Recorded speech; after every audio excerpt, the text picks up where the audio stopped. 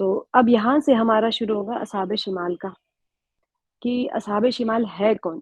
ہم جو اب تک کے سورہ کا ایک پس منظر آپ لوگ کے سب کے ذہن میں بیٹھا ہوا ہے کہ سب سے پہلے تو اللہ سبحانہ تعالیٰ نے قیامت کے پیش واقع ہونے کے تھوڑا سا ایک پس منظر پیش کیا تھا. اس کے بعد میں قیامت واقع ہو گئی، محشر میں سب لوگ جمع ہو گئے، پھر وہاں پر اللہ سبحانہ تعالیٰ نے فرمایا کہ 3 گروہ میں ساری مخلوقات کو تقسیم کر دیا گیا. تو اب یہ 3 گروہ کون تھے؟ اصحاب سابقین تھے جو مقربون میں سے تھے، سبقت کرنے والے. پھر اصحاب یمین تھے، یعنی کہ یہ سابقون کوئی الگ کیٹیگری نہیں ہے، اصحاب یمین میں سے ہی وہ لوگ سابقون تھے جو داہنے ہاتھ والے اور بائیں ہاتھ والے دو ہی لوگ رہیں گے، جس کے نام عمل سیدھے ہاتھ میں ملے گا یا کسی کا نام عمل بائیں ہاتھ میں ملے گا. جس کا نام عمل سیدھے ہاتھ میں مل رہا ہے ان میں سے جو ٹاپ ایلیٹ کلاس کے ہوں گے اعمال کے اعتبار سے، ان لوگوں کو اللہ سبحانہ وتعالیٰ نے سب سے پہلے کیٹیگرائز کر دیا کہ سابقون سابقون، وہ آگے بڑھنے والے ہیں. کیا ہے آگے بڑھنے والے؟ یہ جو انہوں نے کہا نا ان کی جو تعریف کی گئی، اچھا ایک منٹ کوئی انٹر ہے، تو ان کی جو تعریف فرمایا گیا ہے وہ بہت اہم ہے.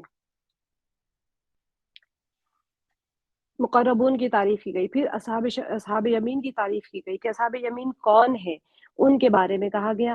سارے ان کی نعمتیں جو جنت میں ملیں گی ان کو وہ بھی بتایا گیا. اب یہاں سے وہ گنہگار بندوں کے بارے میں تذکرہ ہے جس کو جو سزا کے مستحق ہوں گے آخرت میں، اور سزائیں بھی ایسی سزائیں جو انسان تصور بھی نہیں کر سکتا، کیونکہ ان کے گناہ بھی ایسے تھے جو کہ لائق ہی نہیں تھے معافی کے. اللہ سبحانہ و تعالیٰ کے ساتھ میں شرک کیا تھا، اور جو نہ صرف ان لوگوں نے شرک کیا تھا بلکہ جو نیک اللہ کے جو نیک بندے ہیں جو عمل کر رہے تھے، جو ایمان لا رہے تھے، ان کو بھی روکتے تھے، اور خود انکاری تھے اور عمل کرنے والوں کو بھی تنگ کیا کرتے تھے. تو یہ جو ان کے گناہ عظیمہ جو تھے وہ معافی کے لائق نہیں تھے، اور وہ خود یہ کہا کرتے تھے کہ اچھا کہاں ہے تمہارا رب.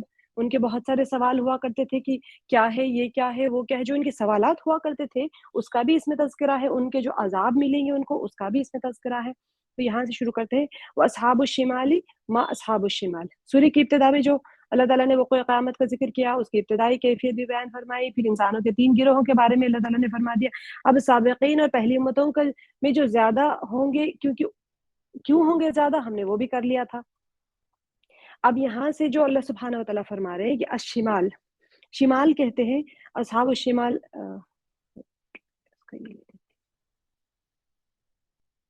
اصحاب الشمال، اصحاب یعنی صاحب کا جمع ہوتی ہے، شمال بائیں ہاتھ والے، جو یمین تھا وہ داہنے ہاتھ والے تھے یمین. اور ما اصحاب الشمال کیا ہے؟ دائیں ہاتھ یعنی بائیں ہاتھ والے. یعنی کہ جب کہا جا رہا ہے تو یہ جو کیا ما جو آتا ہے نا، اس کا مطلب چاہے وہ خوشی کے لیے بھی ظاہر کرنے کے لیے آتا ہے، پھر افسوس کے لیے. تو یہاں پر فرمایا گیا اور بائیں ہاتھ والے، افسوس بائیں ہاتھ والے، کیا ہی عذاب میں ہے. یہاں پر اس طرح سے فرما دیا گیا ہے. تو شمال بائیں کو کہتے ہیں. اب یہاں سے ان کے گناہ کے ان کے سب سے پہلے تو عذاب کے بارے میں بتا دیا گیا کہ وہ کس طرح کے عذاب میں ہوں گے، پھر ان کے گناہ بتائے گئے، پھر اور مزید عذاب بتائے گئے، ان کی کیفیت، پھر ان کے گناہ وہ کس وجہ سے وہاں پر آئے، پھر مزید ان کے جو غذائیں ہوں گی جہنم میں وہ بتایا گیا. جس طرح سے ہم نے جنتیوں کے بارے میں پڑھا تھا کہ وہ ان کے پہلے تو عیش و عشرت کے بارے میں ان کے ٹھکانے کیسے ہوں گے، وہاں پر اللہ سبحانہ وتعالیٰ نے ان کے وہ اعمال نہیں بتائے تھے جو جس کی وجہ سے وہ جنت میں آئے تھے. صرف ایمان بتا دیا، یعنی ڈیٹیل سے اس سورے میں نہیں آئے، لیکن ایک ان کی حیت بتا دی، پھر ان کے غذاؤں کے بارے میں بتا دی، یعنی کیسے آرام دہ ہوں گے اور پھر ان کی غذا کیا تھی. یہاں پر بھی اصحاب شمال کا بھی ایسے رہے گا کہ ان کی حیت کیا ہوگی، عذاب ان کا کیسا ہوگا، پھر ان کی غذا کیا ہوگی. سارے جو ماحول ہے وہ ڈسکرائب ہو رہا ہے. فی سموم و حمیم. اللہ تعالیٰ محفوظ رکھے ہمیں ان عذابوں سے. بہت ہی سخت ترین یہاں پر عذابوں کا ذکر ہے. اللہ سبحانہ و تعالیٰ ہمیں محفوظ رکھے ان تمام سے.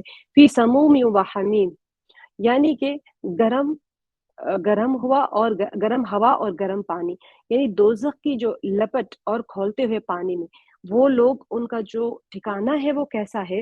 تو اللہ تعالیٰ فرما رہے ہیں کہ ان پر نازل ہونے والی 3 سزاؤں کی طرف یہاں سے اشارہ کرتے ہوئے فرماتے ہیں کہ وہ سب سے پہلے زہریلی ہواؤں اور جلانے والے پانی کے درمیان رکھے گئے ہیں. جلانے والی زہریلی ہوا اور ایک جھلسا کر مارنے والا کھولتا ہوا پانی، اللہ اکبر، اور پھر گرم اور گھونٹنے والا دھواں، یہ ان کا وہاں پر جو وہ ہوگا. یہ تینوں چیزیں انہی کی طرح جکڑے ہوئے ہوں. یہ تینوں چیزوں میں وہ لوگ ایسے جکڑے ہوئے ہوں گے نا کہ انہوں نے ان کی قوت چھین لی ہو. جسے کوئی چیز کو جکڑ لے تو پھر انسان کے ہاتھ میں پاور نہیں رہتا نا. یہ ایسی یہ تینوں چیزیں ہوں گی. ایک تو ہوا ہے زہریلی ہوا گرم بھی ہے اور زہریلی بھی ہے. زہر سم کا معنی میں آپ کو سمجھاتی ہوں کہ سم ہے کیا چیز اصل میں. تو یہ جو تینوں چیزیں ہوں گے نا اس طرح سے ان کو جکڑے ہوئے ہیں کہ انہوں نے ان کی قوت چھین لی ہے. ان 3 مصیبتوں کے علاوہ اور کچھ مصیبت نہ بھی ہو تب بھی یہ 3 مصیبتیں ان کی شامت اعمال کے لیے کافی ہے یہاں پر جو بیان کی گئی ہے. اب دیکھیں یہ پہلا جو یہاں پر فی سموم جو آیا ہے یہ اس کا حروف اصلی ہے سین میم میم. تو اس کا اسمو اس کے معنی کیا ہوتے ہیں؟ تنگ سوراخ کے ہیں. اگر لغوی معنی دیکھیں گے نا چھوٹا سا ایک سوراخ ہوتا ہے اس کے معنی ہوتے ہیں. اگر مختلف اس کے مفسرین نے بیان کیا ممکن ہے کہ اس چھوٹے سوراخ میں سے کوئی چیز جب نکلے تو بہت پریشر سے نکلتی ہے پھر ان کو اس ایسے ہی ہے گویا کہ وہ اس ہر طرف سے وہ اس طرح سے جکڑے ہو گئے ہیں جیسا کہ وہ کوئی چھوٹی سی جگہ پر آپ پھنس جاتے ہیں. مختلف معنوں میں آ جاتا ہے. السموم گرم ہوا جو زہر کی طرح بدن کے اندر سرایت کر جاتی ہے. اس کا لغوی معنی ہے السموم کا. گرم ہوا ایسی ہوتی ہے اگر زہر اگر کسی کی چمڑی کے اوپر لگا دیا جائے یا پھر آپ کسی زہر کے ٹچ میں آتے ہیں زہریلی ہوا جو ہوتی ہے وہ زہریلی ہوا نہ صرف آپ سانس کے ذریعے سے جاتی ہے بلکہ جسم کی جو نسیں ہوتی ہے جسم کے جو پورز ہوتے ہیں اسکن کے اس کے ذریعے سے انسان کے جسم کے اندر پینیٹریٹ ہو جاتی کیونکہ ہمارا اسکن تو پورس ہے نا تو اس کے ذریعے سے وہ اندر پینیٹریٹ ہو جاتی ہے اندر ہمارے مسامات تک جو ہمارے اندر کے جو گوشت کے حصے وہاں تک بھی چلی جاتی ہے تو اندر سرایت کر جاتی. اب دوسرا معنی کیا ہے اصل زہر کے ہی ہے کہ یہاں جو ہے زہر سے جلانے والی ہوا مراد ہے. پہلے تو ہے کہ ایک تو گرم ہوا جو زہر کی طرح ہے اور وہ بدن میں سرایت کر جائے گی. دوسری جو معنی ہے وہ ہے یہ ہے کہ زہر کے ہی معنی ہے کہ زہر سے جلانے والی ہوا مراد ہے جو انسان کے جسم کے مساموں میں داخل ہو کر اسے ہلاک کر دیتی ہے. گرم ہوا اور زہریلی ہوا جو جسم کے اندر جاتے ہی اس کو ہلاک کر دے لیکن کیونکہ جہنم میں یا جنت میں دوام ہے خلود ہے ہمیشہ رہیں گے وہ اسی کیفیت میں رہیں گے مریں گے تب پھر اسی حالت میں آئیں گے پھر ان کو وہی عذاب دیا جائے گا. جو سم ہے نا یہ اصولی طور پر زہر کو بھی کہا جاتا ہے اس لیے کہتے ہیں کہ وہ بدن کے تمام اجزاء میں نفوذ کر جاتا ہے اندر ایسے سرایت کر کے گھس جاتا ہے. زہریلی ہوا کیونکہ ریسرچ جو ہوتی ہے آج کل جو سائنٹیفکلی ریسرچ کے ذریعے سے کیا بتایا گیا ہے کہ اگر کوئی چیز کو آپ جلدی جسم کے اندر پہنچانا چاہتے ہیں تو ہوا کے ذریعے سے پہنچاتے ہیں. ایک تو ہوتا ہے مادی کھانے کے ذریعے دوسری چیز ہوتی ہے جسم کے اندر کوئی چیز کو پہنچانا ہے وہ ہے لکوڈ پانی کے فارم میں اور جو تیسری چیز ہوتی ہے وہ ہوا کے فارم میں ہوتی ہے اور جو سب سے جلدی سرایت کرنے والی سب سے جلدی ابزارب ہونے والی چیز ہوتی ہے وہ ہوا کے ذریعے ہوتی ہے. تو ہوا کے ذریعے سے چاہے زہر ہو چاہے طاقت ہو کچھ بھی ہو فوراً وہ جسم کے اندر پہنچ جاتی ہے. آگے جو فرمایا ہے حمیم کہتے اس کا حروف مادہ جو ہے وہ ہا میم میم ہے. گرم چیز کے معنی میں ہے یہاں کھولتا گرم اور جلانے والے پانی کے معنی میں ہے. دونوں گرم ہے سموم بھی گرم ہے اور حمیم بھی گرم ہے. یہ گرم ہوا ہے اور یہ گرم پانی ہے. یہ جو ہوا ہے اس کے اندر زہریلا مادہ بھی ہے ممکن ہے کہ وہ خود زہر ہے جو ہوا کی شکل میں ہے ممکن ہے کہ ہوا ہی گرم زہریلی ہے اور یا ممکن ہے کہ صرف گرم ہوا ہے جو کہ ایسے انسان کے جسم کو جھلسا کر اس کو ہلاک کرنے کا کام کرتی ہے جیسے کہ زہر کسی کو ہلاک کر دیتا ہے. ٹھیک ہے یہ تینوں چیزیں آ جاتے ہیں. حمیم تو کھولتا ہوا گرم پانی اور اس کے بہت ساری جگہوں پر آپ اس کو دیکھیں گے وہ پانی کی کیفیت بیان کی جاتی ہے کہ جب وہ حلق سے اترتا ہے تو وہ کیا کرتی ہے جیسے آنتوں کو چیرتا ہوا پیٹ کو چیر دے گا. یہ اس کی گرمی کی شدت کو بیان کرنے کے لیے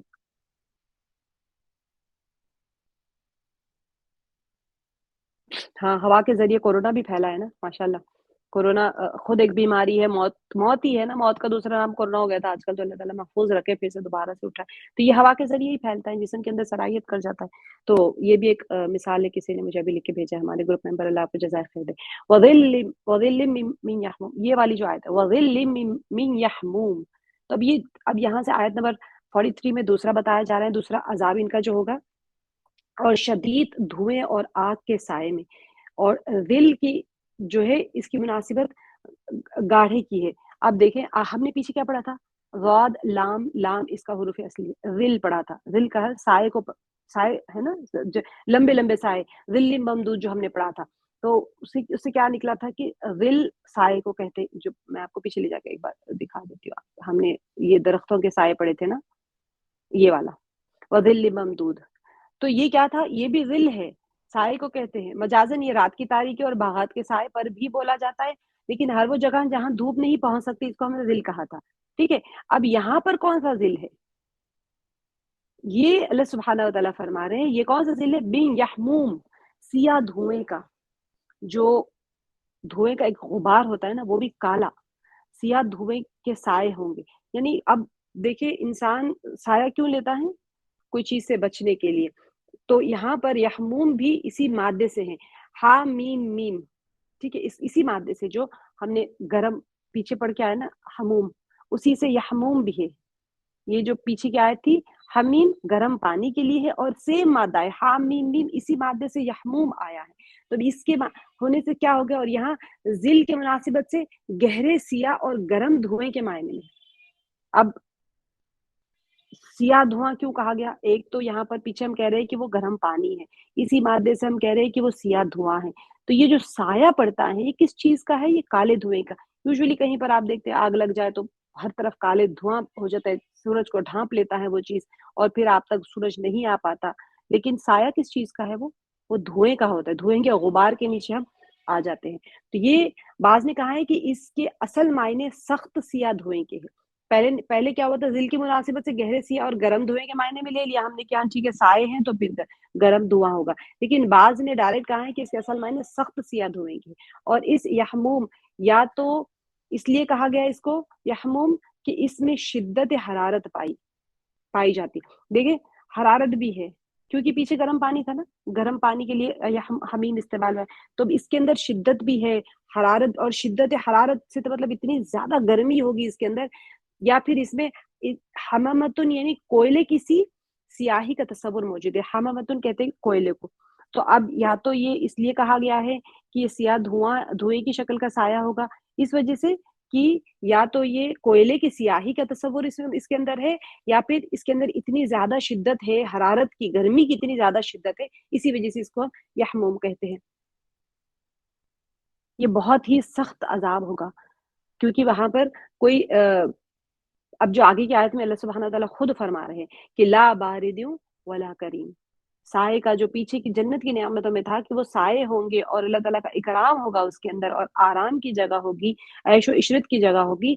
लेकिन ये जो जहन्नमियों के लिए अल्लाह ताला जो साया बना रहे हैं गरम धुएं का, जिसके अंदर शिद्दत हरारत भी होगी, और वो इतना काला होगा, मुमकिन है कि वो स्याही जो कोयले की स्याही होती है उस तरह से वो काला धुआं होगा। देखने में ऐसा लगेगा जैसे कि उसका छाँव है, सियाह है, लेकिन अल्लाह ताला यहाँ पर फरमा रहे हैं कि ला बारिदिन वला करीम, ना ठंडे और ना आरामदेह, करीम आरामदेह, जो ना ठंडा है ना खुशनुमा है।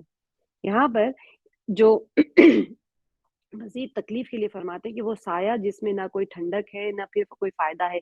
साइबान कभी इंसान की क्या होता है, इंसान की किस तरह से मदद करता है? साइबान कहते हैं साय को ना, किस तरह से मदद करता है? आपको सूरज से एक प्रोटेक्शन हो जाता है, हिफाजत हो जाती है। और कभी कभी क्या हो जाता है, हवा होती है, बारिश होती है, या पत्थर और दूसरी जो चीजें अगर कोई उड़ रही है, तूफान आ गया, हर चीज से सामान उड़ रहा है, तो आप क्या करते हैं, कोई साया पकड़ लेते, दरख्त अगर जंगल में होंगे तो दरख्त के साय के नीचे आ जाते हैं ताकि आप प्रोटेक्ट हो जाएं। तो इसमें फायदे होते हैं साय के। लेकिन ये जो साइबान है, ये इन फायदों से कोई फायदा नहीं रखता। अल्लाह सुब्हानहू व तआला हमारी बेहद मुहाफ़िज़त फरमाए। बर्द कहते हैं ठंडा, बा रॉ दाल, इसका जो एक्चुअल मीनिंग है, बा रॉ दाल, बर्द, ठीक है, ठंडे को कहते हैं। असल में ये हर्रुन की जिद है। हर कहते हैं गर्मी को ना, हरारत जो हम कहते हैं, तो ये हर्रुन अरबी में भी कहते हैं। तो ये हर की जो असल में ऑपोजिट है। और काफ रॉ मीम, काफ रॉ मीम करीम की जो हुर्फ मादा है असली। तो अल करमु जब अल्लाह ताला की सिफत हो तो इससे एहसान और इनाम मुराद होता है, जो ज़ात बारी ताला से, अल्लाह ताला तो हमारे ऊपर इनाम करते हैं ना, तो वो अल्लाह ताला के साथ अगर हम ताल्लुक़ करेंगे तो उससे अल्लाह ताला की ज़ात से सादिर होता है। लेकिन यहाँ पर क्या होगा, करीम की ताबीर करामत के मादे से है और फ़ायदे के मायनों में। यकीनी अम्र है कि वो साए जो सियाह हैं और गला घोंटने वाले धुएँ से बना है, सिवाय बुराई और नुकसान के उससे कोई और तवक्को नहीं रखी जा सकती। क्योंकि वो अज़ाब जो दोज़खियों पर नाज़िल होंगे ना, उनकी बहुत सी किस्में हैं, लेकिन यही 3 किस्में इस बात के लिए काफ़ी है कि इंसान बाकी का अंदाज़ा खुद लगाए। एक तो यहाँ पर हमीम यानी जो सिया धुआँ होगा, और फिर गर्म पानी होगा और गर्म हवा होगी। ये 3 अज़ाब के बाद में वहाँ तो बहुत अज़ाब है, लेकिन यही काफ़ी है। अल्लाह सुब्हानहू व तआला उनको जैसे ही उनके बारे में ज़िक्र शुरू हुआ है, उनके अज़ाबों के बारे में अल्लाह ताला ने फरमा दिया कि तुम ये ना समझो कि साया है तो उसमें तो कोई ठंडक रहेगी, वो साया भी गर्म रहेगा, उसमें शिद्दत हरारत रहेगी। और جو ہوا وہاں پر رہے گی اس میں بھی زہر کی طرح رہے گا، جو تمہارے جسموں کے اندر سرایت کر کے چلی جائے گی وہ گرم ہوا بھی رہے گی، اور جو وہاں پانی ملے گا وہ بھی گرم ہے۔ انہم کانوا، یہاں سے اللہ تعالیٰ فرما رہے ہیں یہ کیوں ان کو سزا دی جا رہی ہے، ان لوگوں نے ایسا کیا عمل کیا تھا کہ یہ سزا دی جا رہی ہے ان لوگوں کو، یہ تین جو سزائیں بیان کی گئی ہے۔ تو یہاں پر اس کے بعد والی جتنی آیتیں آئیں گی نا، تین آیتیں، اس میں اصحاب شمال کی گرفتاری کے دلائل کا انہی منحوس اور وحشتناک داستان کے پہلے ہی تین جملوں میں اللہ تعالیٰ نے جو خلاصہ کر دیا نا، اس کا یہاں پر وہ بتا رہے ہیں کہ ان کے کیا ایکٹیویٹیز تھے۔ جو نیکوکار بندے ہوتے تھے ان کے لیے تو اللہ تعالیٰ نے نیکیوں کے بارے میں بتا دیا کہ ہاں تم یہ نیکی کرو، تمہارے لیے یہ انعامات ہے اور یہ سب، لیکن جہنمی وہاں پر یہ سارے جب کہیں گے کہ ہمیں کیوں یہ سزا دی جا رہی ہے، تو اللہ سبحانہ و تعالیٰ نے یہاں پر ان کے تینوں عذاب اور ان کے جو اعمال تھے، ان کے جو کرتوت تھے، وہ یہاں سے بیان کر دی آگے کی تین آیتوں میں۔ دیکھیں، انہم کانوا، انہم کیونکہ وہ تھے، قبل پہلے، ذالکا اس سے، مترفین یعنی نعمتوں میں پلے ہوئے، یہ لوگ اس سے پہلے عیش نعیم میں بڑے ہوئے تھے یا پڑے ہوئے تھے۔ تو یہاں پر کیا اللہ سبحانہ وتعالیٰ بتا رہے ہیں، سب سے پہلے یہاں پر جو بتا رہے ہیں، میں آپ کو گرامر کروا دیتی ہوں، انہم کانوا قبلا، قبلا کہتے ہیں پہلے، تو قاف با لام اس کا حروف اصلی ہے، قبلو یہ تقدم کے لیے آتا ہے، تقدم یعنی کہ ایک دوسرے کے ساتھ میں آپ بتانا ہو، مطلب آپ بات کرنا چاہ رہے ہیں، ایک دوسرے سے پہل کرنا چاہ رہے ہیں، یہ تقدم زمانی بھی ہوتا ہے، تقدم مکانی بھی ہوتا ہے، تقدم کے بہت سارے اقسام ہیں، میں سوچ رہی تھی کہ آپ لوگوں کو کروا دوں گی لیکن ٹائم بہت کم ہے تو اسی لیے آج ہم نہیں کریں گے، انشاءاللہ پھر کبھی کریں گے۔ قبل کیونکہ بار بار آتا ہے آپ لوگوں کا ورڈ، قبلو اور قبلو اور قبلہ یا قبلو اور بعدو بہت بار آئے گا، تو انشاءاللہ ہم اس کو ضرور اس کو ایک بار ڈیٹیل میں کر لیں گے۔ تو یہ تقدم متصل اور منفصل دونوں کے لیے استعمال ہوتا ہے، میں آپ کو انشاءاللہ اس کو سمجھاؤں گی کہ تقدم متصل کیا ہوتا ہے، اور متصل یعنی جڑا ہوا، اور منفصل کیا ہوتا ہے جو کہ علیحدہ ہوتا ہے۔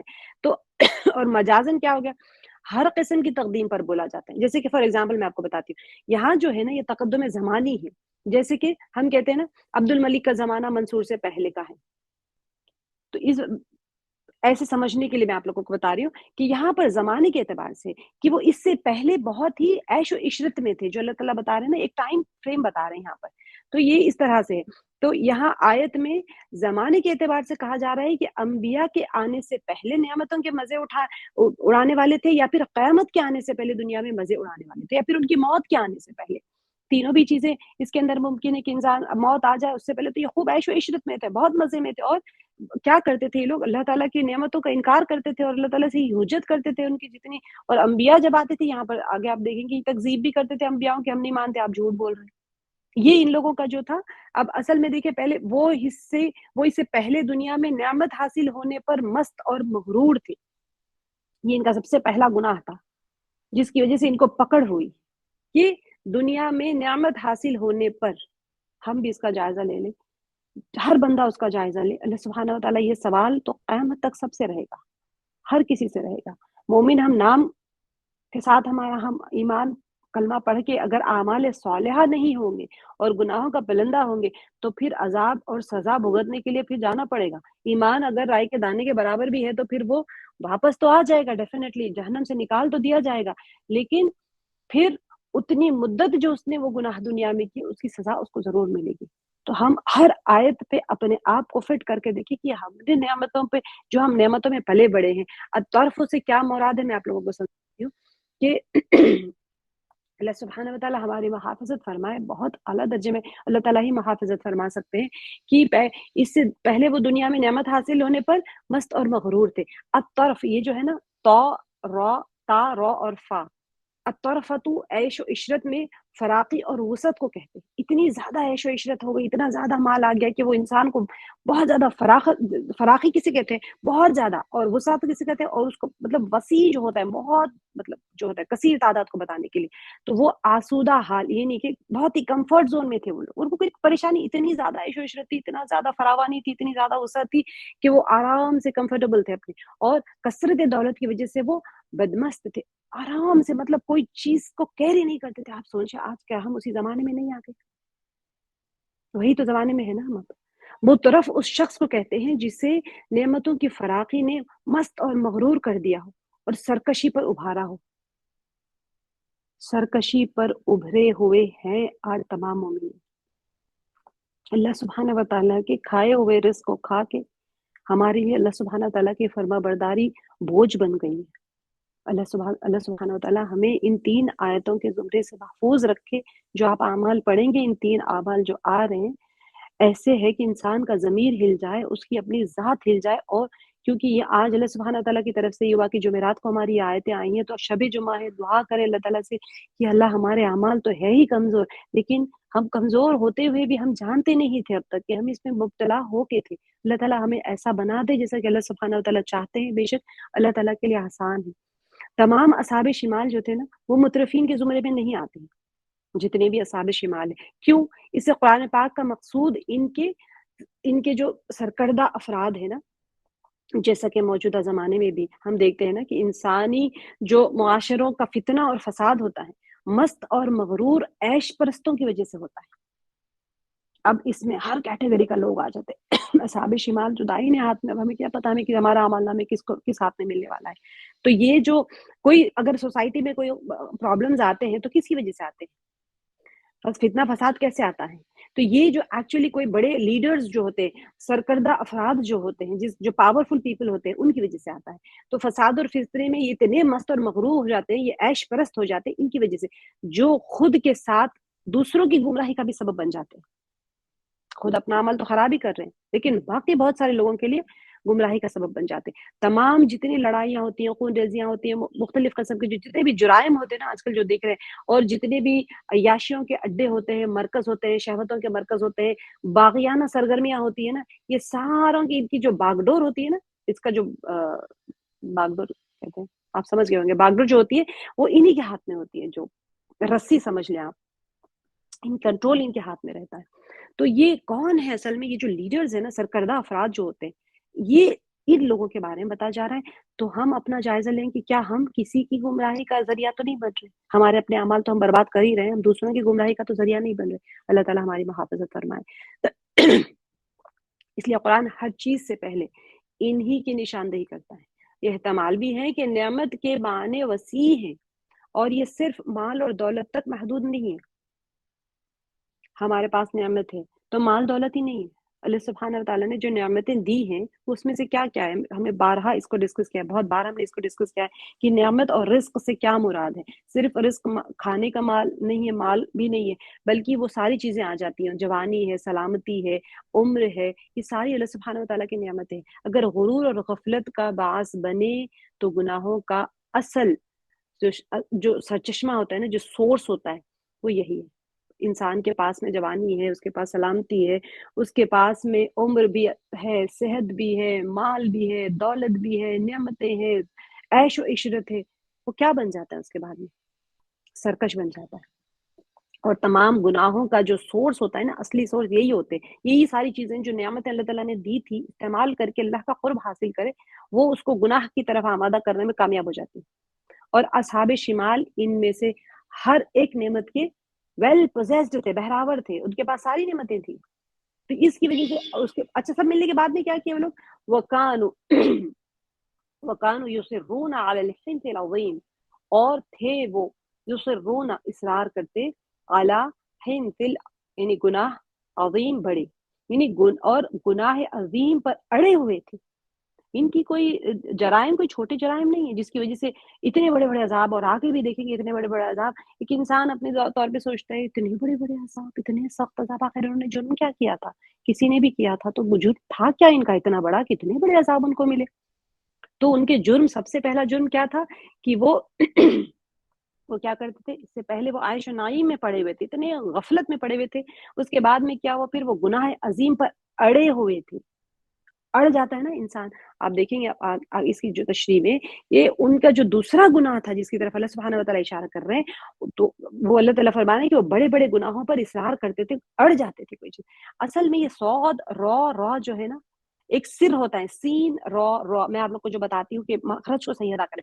صاد ہے یہ صاد، یصرون تھوڑا سا موٹا کر کے پڑھنا ہے، تو یصرون میں سر جو ہوتا ہے چھپی ہوئی چیز کو ہوتا ہے، سر اور اعلانیہ ہم نے پڑھا تھا۔ موسیٰ علیہ السلام نے پوچھا کہ یا اللہ میں آپ کو چپکے سے دعا کر کے پکاروں یا پھر اعلانیہ زور سے بلند آواز میں بلاؤں، ہے نا؟ تو وہ ہوتا ہے سین را سر۔ اب یہاں پر ہے صاد را، اس کا ہوتا ہے کسی گناہ پر سختی سے جم جانا. الاسرار جو کہتے ہیں کسی گناہ پر سختی سے جم جانا اور اس سے باز نہ آنا. یہ سرن سے ہے، اس کا جو وہ مادہ ہے سرن سے ہے، جس کا معنی باندھنے کے ہے. بند گیا انسان کسی چیز کے اوپر، اپنے آپ کو ہر درمی سے اسی کے اوپر اڑا کے رکھا ہوا ہے کوئی چیز، اب جب باندھ دیتے ہیں تو وہ وہیں پر وہ ہو جاتی ہے نا، منضبط ہو جاتی ہے، وہاں سے ہٹتی نہیں ہے. تو پھر آپ نے بھی اپنے ساتھ میں اس گناہ کو باندھ لیا ہے، اڑ گئے ہیں اس کے اوپر. تو الحنث جو ہے یہاں پر گناہ کو کہتے ہیں. ہا نون سا، ہا نون اور سا اس کے حروف مادہ. الحنث تو گناہ اور نافرمانی اس کے معنی لغوی معنی. ہر قسم کے گناہ کے معنی میں بھی ہے یہ، لیکن بہت سے مواقع ایسے ہوتے ہیں اس کے اوپر یہ لفظ عہد شکنی اور قسم کی مخالفت کے معنی میں بھی آتا ہے. جیسے ہم نے سورہ بقرہ میں کیا تھا، اگر کسی نے قسم کھائی، اور حانث کہتے ہیں اس کو، حانث یعنی کہ قسم توڑنے والا. تو قسم کھا کے کوئی بندہ توڑ دے، کیوں اس کو کہا گیا کہ اس وجہ سے واضح طور پر گناہ کے معنی رکھتا ہے، کیونکہ قسم جو ہوتی ہے کھانا، الیمین جو ہوتا ہے وہ بہت ہی بڑا عمل ہوتا ہے، اس کو توڑ دینا بہت بڑا گناہ ہوتا ہے. تو اصحاب شمال کی برائی یہی نہیں ہے کہ وہ گناہ کرتے تھے، بلکہ بڑے بڑے گناہوں پر اصرار کرتے تھے، اس کے اوپر اڑ جاتے تھے. گناہ ممکن ہے کہ اصحاب یمین سے بھی بعض اوقات سرزد ہو جاتی، جیسے کہ آپ ہم ہیں مثال کے طور پر، اللہ تعالیٰ ہم کو میمنہ میں شمار فرمائے، ہم سے بھی گناہ ہو جاتے ہیں. ہر نیکوکار بندے سے گناہ ہو جاتا ہے، ایسا تو نہیں ہے کہ بندہ گناہ کرے ہی نہ. اگر ایسا ہو جائے کہ سارے نیک ہو جائیں گے تو اللہ سبحانہ وتعالیٰ سب کو ختم کر دیں گے اور گناہ گار قوم کو پیدا کریں گے جو گناہ کرے گی پھر توبہ کرے گی، اللہ ان کو معاف کریں گے. تو یہ اللہ سبحانہ وتعالیٰ کی غفاری ہے. تو ممکن ہے کہ گناہ اصحاب یمین سے بھی بعض اوقات سرزد ہوئے ہوں، لیکن وہ اس پر کبھی اصرار نہیں کرتے، اڑ نہیں جاتے. ٹھیک ہے، کوئی چیز گناہ کے اوپر انسان اڑ جاتا ہے تو وہ جو اصحاب یمین نیکوکار جو بندے ہوتے ہیں، گناہ تو ہوتے ہیں، لیکن دیکھیں ہمارے لیے اللہ سبحانہ وتعالیٰ نے کیسے کیسے تسلیاں دی ہیں. جب انسان تھوڑا سا ڈرنے لگتا ہے نا اندر سے، تو اللہ سبحانہ وتعالیٰ اس کو تسلی دے دیتے ہیں کہ دیکھو تم سے بھی گناہ ہوئے ہیں، تم بھی گنہگار ہو، لیکن اڑ نہیں جانا گناہ پہ. اڑ جانا یہ اصحاب شمال کی خصلت ہے، تم اس کی روش پہ مت چلنا. یہ ہمارے لیے دبے اس میں ڈھکے چھپے میں اللہ سبحانہ وتعالیٰ ہمارے ساتھ کتنی محبت کا اظہار کرتے ہیں. دیکھیں یہاں پر کہ ان سے گناہ تو ہو جاتے ہیں لیکن وہ اس پہ اڑ نہیں جاتے، اور توفیق الہی شامل حال ہو تو توبہ کر لیتے ہیں. ہر ایک کو توبہ کی توفیق اللہ سبحانہ وتعالیٰ دیتے ہیں جب اس کے دل میں ہوتا ہے، انجانے میں ہو گیا اور وہ اڑتا نہیں ہے گناہ کے اوپر. ہر درم جو ہوتے ہیں، ہم نے بار بار پڑھا ہے کہ ہر درمی یوسف یاسین میں بھی دکھا ہے کہ اڑ جانا کوئی چیز کے اوپر. مفسرین کی جماعت نے یہاں پر حنث العظیم جو ہے نا، یہاں پر اعلیٰ حنث العظیم شرک مراد لیا ہے. اس سے کون سا بڑا گناہ؟ ایک تو قسم کا توڑنے والے کو بھی حانث کہتے ہیں، اب پھر شرک مراد لیا ہے کیونکہ اس سے بڑا کوئی گناہ ہے ہی نہیں. بعض مفسرین نے اسے جھوٹ مراد لیا ہے جو تمام گناہوں سے بڑا گناہ ہے، خصوصاً جب وہ انبیاء کا انکار اور قیامت کی تکذیب کے لیے استعمال ہوتا ہے. اچھا آگے ہے عظیم، عین ضا میم کے معنی ہڈی کے ہیں، یعنی کہ عظم الشیء جو کہتے ہیں کسی چیز کی ہڈی سے، کسی چیز کی ہڈی کا بڑا ہو جانے کے ہیں. آگے کی آیت میں آپ کو سمجھ میں آ جائے گا. یہاں پر عظیم کہا گیا ہے، بار بار عظیم آیا ہے قرآن پاک میں. عین ضا میم ہڈی کے معنی میں. آپ سوچیں کہ ہڈی یہاں پر بڑے کے معنی میں کیسے آ رہی ہے؟ تو عظم الشیء جو ہے، میں نے آپ کو بتایا تھا مجازن استعمال ہوتا ہے، ایک روٹ ورڈ ہوتا ہے، اس کا ایک میننگ ہوتا ہے، روٹ میننگ ہوتا ہے، لیکن وہ مجازن استعمال ہو جاتا ہے. جب کسی کی ہڈی بڑھ جاتی ہے نا تو پھر اس کے لیے وہ کہا جاتا تھا عظم الشیء، یعنی کہ وہ کسی کی ہڈی جب بڑھ جاتی ہے. تو بعد میں کیا ہونے لگا، مجازن ہر چیز کے بڑا ہونے پر بولا جاتا ہے، خواہ اس کا تعلق حس سے ہو یا عقل سے ہو. ہڈی بڑھ گئی، ٹھیک ہے، آپ کو نظر آ رہی ہے نا، دیکھ سکتے ہیں آپ. جیسے میں آپ کو بتاتی ہوں ہمیشہ، آپ کیا بارش ہو رہی ہے دیکھ سکتے ہیں، لیکن کسی کی عقل دیکھ سکتے ہیں؟ نہیں دیکھ سکتے. تو وہ کوئی چیز ہے، کسی کی ذہانت نہیں دیکھ سکتے، کسی کا درد نہیں دیکھ سکتے، کسی کی خوشی نہیں دیکھ سکتے، اس کے آثار دیکھ سکتے ہیں آپ. لیکن وہ کیا ہوتا ہے کہ وہ چیز جو ہے حسی نہیں ہوتی، بلکہ وہ اس کا تعلق عقل سے ہوتا ہے. تو چاہے وہ مادی چیز ہو یا مانوی چیز ہو، مادی چیز جو ہم دیکھ سکتے ہیں، ٹچ کر سکتے ہیں، فیل کر سکتے ہیں، وہ مادی چیزیں ہوتی ہیں. مانوی چیز ہوتی ہیں جو کہ فیل نہیں کر سکتے لیکن ہوتا ہے، جیسے کہ وزڈم، جیسے کہ ذہانت ہوتی ہے، ذہانت کو آپ ٹچ نہیں کر سکتے نا. تو اسی طرح سے عظیم جو ہوتا ہے یہ اسی کے معنی میں ہوتا ہے کہ چاہے اس کا تعلق حس سے ہو یا عقل سے ہو، چاہے وہ مادی چیز ہو چاہے وہ مانوی چیز ہو، یعنی کہ مجازن ہر چیز کے بڑا ہونے پر بولا جاتا ہے. حنث العظیم بھی بڑے گناہ، چاہے مادی گناہ ہو چاہے پھر मानवी गुनाह हो, कोई सा भी गुनाह हो, बाद में मजाजन बोला जाने लगा।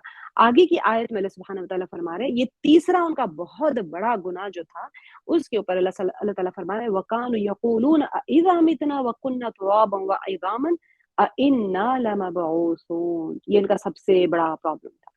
वकानु, और वो यक़ूलूना कहा करते थे, अइज़ा क्या जब मितना हम मर जाएंगे, व कुन्ना और हम होंगे, तुराबन मिट्टी, व इज़ामन और हड्डियां। पीछे के आयत में अज़ीम का देखा था, उसका भी रूट वर्ड यही था, आइन व मीम, जिसका हमने मीनिंग समझा था कि हड्डी, लेकिन हड्डी को बड़े के मायने में कैसे इस्तेमाल होने लगा कि हड्डी जब बढ़ जाती है, उसको मजाजन इस्तेमाल होने लगा। यहाँ पर डायरेक्ट मीनिंग लिया गया इज़ामन यानी हड्डियां। इन्ना क्या बेशक हम, लमबऊसून हम फिर दोबारा उठाए जाएंगे। सबसे बड़ा जो इनका मसला था वो मियाद का ही था, और कहा करते थे कि भला जब हम मर गए और मिट्टी हो गई और हड्डियां ही हड्डियां रह गए तो क्या हमें फिर उठना होगा। ये इनका गुनाह था। अब यहाँ पर देख लेते हैं मीनिंग्स पहले। मितना, मितना यहाँ पर ये होता है मौत से, इसका रूट वर्ड मीम वाउता, मर जाएंगे। ठीक है, तो मर जाएंगे ये मैं आपको बताती हूँ, ग्रामेटिकली बाद में, आज हम ग्रामर नहीं करेंगे। इज़ा के दाखिल होने से ये पास्ट टेंस है, वो फ्यूचर टेंस में कन्वर्ट हो जाता है। इज़ा का मैंने आपको बताया था कि हम इसको जरूर करेंगे इंशाल्लाह। तो ये हयात की जिद है। मौत जो होती है जिंदगी की ऑपोजिट होता है ना, तो ये कुव्वत नामिया जो कि इंसान, हैवानात और नबातात सब में पाई जाती है, इसके जवाल को मौत कहते हैं। आप सांस ले रहे हैं ना, तो अभी खत्म हो जाती है, तो फिर ये मौत, इसी को कहते हैं। मौत के भी बहुत अक़साम होते हैं। मैं सोच रही थी बहुत सारी चीजें आज करनी थी, लेकिन वो अल्लाह ताला वक्त में बरकत दे नहीं हो पाया आज। तो अच्छा, तुराब जो होता है, बा हमने पीछे भी किया है, तुराब आपको याद होगा। तो तुराब कहते हैं मिट्टी को। अतराबा कहा था ना, गुरबन अतराबा, तो वो मिट्टी का भी कहा था, फसलियों का भी कहा था। तो प्यार जो हम उम्र होते हैं उनको कहा गया। तो ये क्यों हम उम्र के लिए बहुत ज्यादा शौहर को चाहने वाली प्यारियां, और हम उम्र के लिए वहां पर तुराब इस्तेमाल होता है। यहाँ पर तुराब डायरेक्ट मिट्टी के मायने में इस्तेमाल हुआ है, तो अब तुराब के मायने मिट्टी के हैं। अच्छा, यहाँ पर मिट्टी और हड्डी। अब बचा क्या अब आगे, मबऊसून, यकूलु का कौला होता है, कौल कौफ वाव लाम, तो बोलने के मायने में आते हैं। अच्छा, दोबारा उठाए जाने को कहते हैं बासा, बा आइन सा, बासु असल में बास के मायने में किसी चीज को उभारने और किसी तरफ भेजने के हैं। ठीक है, और मुर्दों के मुतालिक अगर इस्तेमाल हो तो एक्चुअल जो वो उसका जो डिक्शनरी मीनिंग है, किसी चीज को उभारना और किसी की तरफ भेजने के मायने में है। ठीक है, और मुर्दों के मुतालिक अगर इस्तेमाल हो तो कब्रों से जिंदा करके महशर की तरफ चलाना मुराद होता है। अब यहाँ पर कौन सा है ये मबऊसून, ये मुर्दों के लिए इस्तेमाल हो रहा है। तो वो मरने के बाद मिट्टी हो गई, हमारी हड्डियां सब मिट्टी हो गई, तो फिर हम कैसे उठाए जाएंगे, उनका यही सवाल था। सबसे बड़ा मसला इनका यही था। तो उनका जो तीसरा गलत काम ये था कि वो कहते थे कि क्या हम मरने के बाद में जब महज हमारी हड्डियां रह जाएगी और हम मिट्टी में मिल जाएंगे, क्या दोबारा कब्रों से उठाए जाएंगे। असहाबे शिमाल के दूसरे बहुत से गुनाहों में से उनका एक बड़ा गुनाह ये था कि वो क़यामत के इनकार पर मुसर थे, अड़े हुए थे वो लोग। अब यहाँ दो मतालिब काबिल तवज्जो है। पहला क्या है, पहला ये है कि जब मुकर्रबीन और असहाबे यमीन का जिक्र था, तो वहां पर क्या था, उनके उन अमाल की तशरीह नहीं की गई थी जो उनके बाद से अजर और सवाब थे। वहां पर कुछ नहीं बताया कि इन लोगों ने सदका दिया था, इन लोगों ने गरीबों को खाना खिलाया था, इन लोगों ने खिदमत की थी, इन लोगों ने तहज्जुद पढ़े थे, इन लोगों ने नेकियां की, कुछ नहीं बताया वहां पर। अल्लाह सुब्हानहू व तआला ने जिसकी वजह से वो जन्नत में आए, वो असहाब यमीन बने, सिवाय मुख्तसर से इशारे के जो मुकर्रबीन के बारे में था, कुर्बत सबकत ले जाने वाले आमाल में। अगर किसी का माइक खुला है तो प्लीज माइक बंद कर लिए, क्योंकि अब मैं उधर आके फिर नहीं कर सकती, मेरा स्क्रीन शेयर हो रहा है। सवाल हम एंड में कर लेते हैं इंशाल्लाह। लेकिन जब असहाब शिमाल का जिक्र आया है ये, तो क्या हुआ, अल्लाह सुब्हानहू व तआला काफी तशरीह से काम लेते। ठीक है, इत्माम हुज्जत भी हो। क्यों अल्लाह सुब्हानहू व तआला इनके तीन बड़े बड़े गुनाहों को बयान कर रहे हैं, ताकि इत्माम हुज्जत यानी हुज्जत पूरी हो जाए और इस हकीकत का बयान भी हो जाए कि ये जो सजाएं दी जा रही है ना, वो अदालत इलाही का आयन मुताबिक है। ऐसे नहीं दे रहे खामखा के किसी को सजाएं। आगे आप सजाओं का पढ़ेंगे, पीछे भी आपने सजाएं पढ़ लिया, आगे भी उनके पढ़ेंगे तो आप खुद लरस जाएंगे, ये अल्लाह इतनी सख्त सजाएं। तो के गुनाहों को पहले बता दिया जा रहा है कि ये इनके असल गुनाह थे। दूसरा ये है कि तीन गुनाह जिनका तज़किरा मज़कूरा तीन पीछे ये आयत में और पीछे के दो आयतों में हमने जो डिस्कस किया है, दरअसल असहाबे शिमाल की तरफ से दीन के तीन असूलों की नफी की तरफ इशारा है।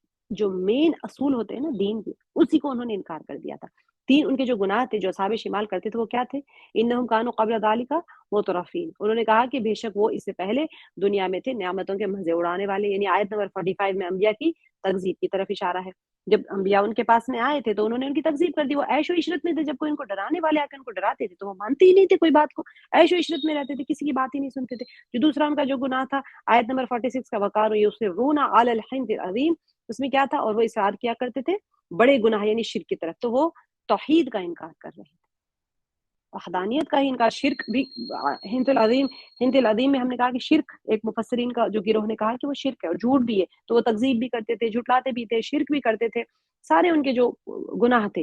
اور جو اس کے بعد جو تیسرا ان کا سب سے بڑا گناہ یہ ہے جس کے اندر وہ قیامت کی ہی تکذیب کر رہے ہیں، کہ مر کے اٹھائے جانے کی ہی تکذیب کر رہے ہیں کہ ہم مر جائیں گے تو پھر کہاں سے ترابن و عظامن جو کہہ رہے ہیں نا، اس کی تعبیر ممکن ہے کہ اس طرف اشارہ ہو کہ ہمارے گوشت مٹی ہو جائیں گے اور ہماری جو برہنہ ہڈیاں ہیں رہ جائیں گی، تو پھر ایسی صورت میں نئی خلقت کس طرح ممکن ہے؟ جو ہم نے سورہ یاسین میں کہا تھا، تو کیونکہ مٹی اور نئی زندگی کے درمیان میں فاصلہ بہت زیادہ ہے، لہٰذا اس کا ابتدا میں ذکر ہوا، کیونکہ اب جو مٹی سے اس کو دوبارہ سے زندگی ملنا یہ تھوڑا دیکھنے میں امپاسبل لگتا ہے نا، لیکن تعجب کی بات یہ ہے کہ وہ میعاد کے جتنے منظر ہے دنیا میں اپنی آنکھوں سے دیکھتے ہیں کہ کس طرح سے دنیا کے بہت سارے جو بھی ہمارے اطراف میں موجودات ہیں جیسے گھاس وغیرہ ہے یہ پرانے ہو کر مٹی ہو جاتے، پھر اور اس کے بعد میں پھر لباس حیات پہن لیتے، مٹی ہو گئے، غائب ہو گئے، بھوسا ہو گئے، پھر سے بیج ڈالو، پھر سے لباس ہاتھ پہن کے پھر اس میں سے کوئی نئی چیز نکل رہی ہے، تو اصولی طور پر جس نے پہلی مرتبہ پیدا کیا ہے اس کے لیے اس کا اعادہ کس طرح مشکل ہو سکتا ہے؟ آسان اللہ تعالیٰ تو بار بار دے رہے ہیں، ہم نے سورہ یاسین میں اتنی لمبی چوڑی اس کی پڑھ لی، آخری کے 7 آئے تو صرف میعاد کو ثابت کرنے کے لیے اللہ تعالیٰ نے وہ دلیلیں دی تھی وہاں پر۔ بہرحال یہی کیفیت تھی کہ جس میں وہ ہمیشہ میعاد کی تکذیب کرتے تھے۔ اب جو ان کا آگے اللہ تعالیٰ اب ان کا ایک سوال ہوتا تھا، اب آباؤنا الاولون، کیا بھلا ہمارے آباء و اجداد یعنی پہلے بھی جو ہمارے گزر گئے، کیا ہمارے باپ دادا بھی اٹھائے جائیں گے جو پہلے گزر چکے ہیں؟ اچھا خود اپنی تکذیب کرتے ہیں وہ یہ سب سے بڑا گناہ، اوپر سے کہتے ہیں کہ ہمارے آباء و اجداد بھی اٹھائے جائیں گے جو بہت پہلے پتہ نہیں کتنے ہزاروں سال پہلے مر گئے۔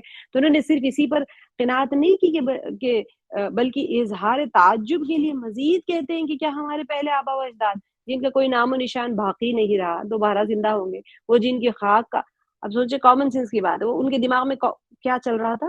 مادی زندگی چل رہی ہے کہ جن کی خاک جو تھی وہ اس کا ہر ذرہ یا تو کسی گوشے میں پڑا ہوا ہے کوئی کارنر میں کہیں پر اڑ کے چلا گیا، یا کسی اور وجود کا جز بن گیا۔ مثال کے طور پہ درخت ڈالا، اب ہم نے پڑھا تھا نا درخت کیسے نکلتا ہے، درخت مٹی میں سے اجزاء اپنے کھینچ لیتا ہے، پھر وہ نباتات بن کے اوپر اٹھ جاتے، تو وہ کیا ہو گیا، وہ جو ذرات تھے ہڈیاں جو مٹی بن گئے وہ ذرات کسی اور وجود میں آ گئے، درخت کے وجود میں آ گئے، پھر وہ پتہ نہیں درخت کچھ اور بنے گا، پھر وہ کچھ اور بنے گا، پھر اسے بکریاں کھا جائیں گی، پھر وہ اس کا گوشت بن جائے گا، اس گوشت کو کوئی اور انسان کھا جائے گا، پھر وہ انسان مر جائے، یعنی ایک سائیکل چل رہی ہے، لائف سائیکل۔ تو وہ جو ذرات ہمارے مٹی بن کے اڑ گئے تھے وہ تو کوئی اور چیز کا جز بن گئے، تو وہ کیسے پھر وجود میں آ سکتے ہیں؟ جیسے کہ سورہ یاسین کے آخری جو 7 آیتوں میں تفصیل سے کہا جا چکا ہے نا کہ ان محکم دلیلیں جو ہم نے وہاں پر ڈسکس کیے تھے، جو مسئلہ میعاد پر اللہ تعالیٰ نے دلیل کے طور پہ دیا تھا، صرف اس کے مقابلے میں دیکھا جائے تو ان کی جو باتیں ہیں، ان کے جو بہانے وہ ایسے ہی فضول ہے۔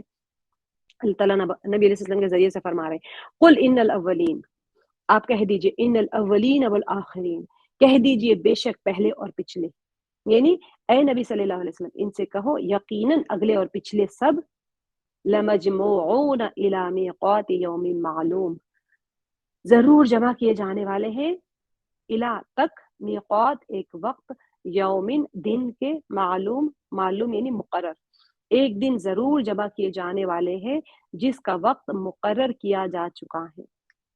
لمجموعون، اس کا ہم دیکھ لیتے ہیں، جماع سے بنتا ہے مجموعون، اول والآخرین کا تو آپ کو پتا ہے الف باؤ اور لام ہے، آخرین کا الف خاء اور را دونوں کا، یہاں پر مجموعون جمع کے ورڈ سے ہے، اس کا جیم میم عین اس کا روٹ ورڈ ہے، اس کے معنی ہے متفرق چیزوں کو ایک دوسرے کے قریب لا کر ملا دینا۔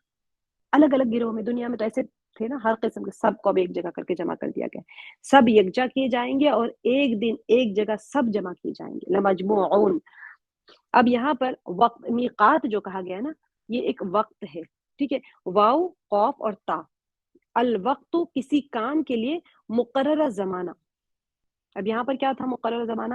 قیامت کا واقع ہونا ایک وقت معلوم پہ ہو جائے گا، اور پھر بعد میں ان کو اٹھایا بھی جائے گا، جمع کیا جائے گا، وہ بھی وقت ہے اس کا، محشر یوم محشر اور روز محشر کا جو ہوگا اس کا بھی وقت اور جگہ مقرر ہے۔ میقات یہاں پر دو چیزوں کے لیے استعمال ہوتا ہے، ایک تو وقت کے لیے اور ایک جگہ کے لیے، کیونکہ وقت بھی مقرر ہے اور جگہ بھی مقرر ہے، اس لیے یہ لفظ معین عرصے کے لیے استعمال ہوتا ہے، ٹھیک ہے۔ اب یعنی اگر آپ دیکھیں گے تو آخری حد کو کہتے ہیں، ٹائم لمٹ جیسے کہتے ہیں نا، بھائی آپ کام کر رہے ہو تو 12 بجے تک آپ لاسٹ لمٹ ہے، ہماری کلاس ختم ہونے تو 12 بجے ہم نے کلاس ختم کر دیا، تو یہ ہماری ٹائم لمٹ ہے، اور پلیس بھی ہوتی ہے، جگہ بھی مقرر ہوتی ہے۔ اب دیکھیں میقات جس کے معنی ہے کہ جو کسی کام یا وعدے کے لیے معین ہوا ہو، یہاں میقات سے مراد قیامت کا مقررہ وقت ہے جس میں تمام انسان میدان محشر میں اپنے حساب کتاب کے لیے جمع ہوں گے۔